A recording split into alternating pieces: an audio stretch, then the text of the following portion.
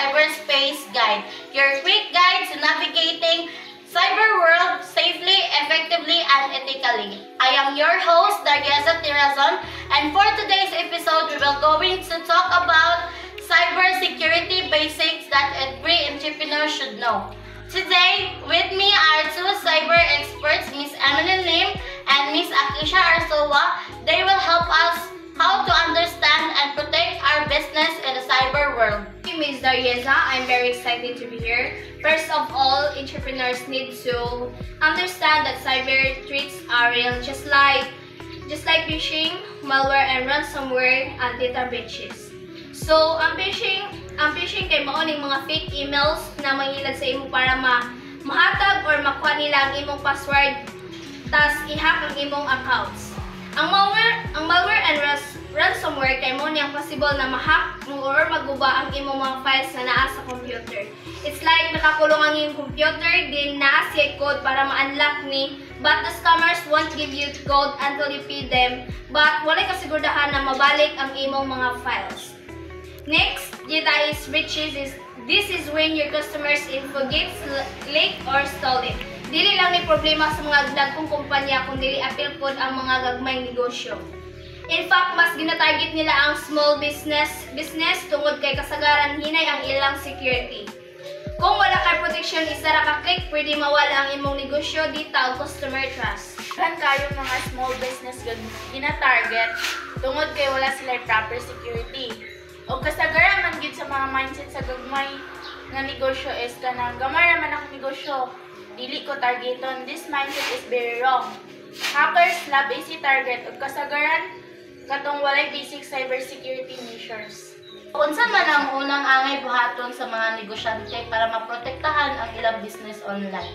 Number 1, magamit og strong and unique passwords. Avoid gid na 1, 2, 3, 4, 5, 6 o ABCD. Dili kayo na ma-hack. Then enable multi-factor authentication MFF. Even kung may bawa ng imong password, dili gihapon kadaling ma-hack. Sunod, ayaw patakag-click sa mga link sa email nga suspicious tan-awon, ug of course, i-update per inyong system, apps, o antivirus software.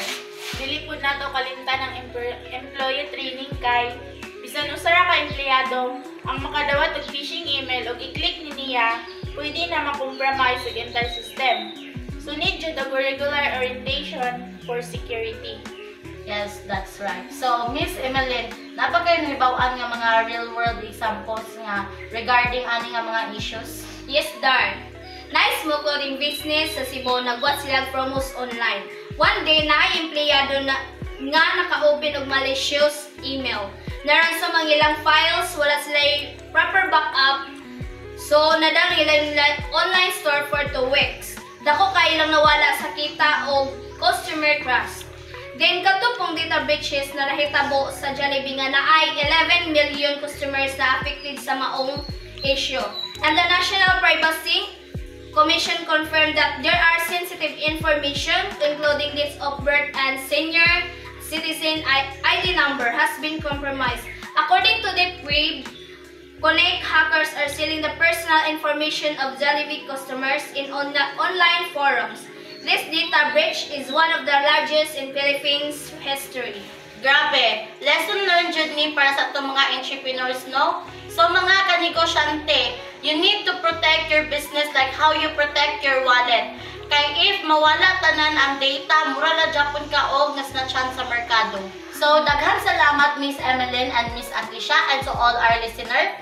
Next episode, we will going to talk about data privacy, then unsaon pag-protect sa customer infos, and unsa ang mga legal implication if malik ni siya.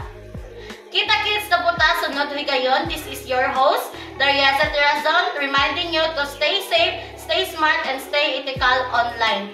Bye!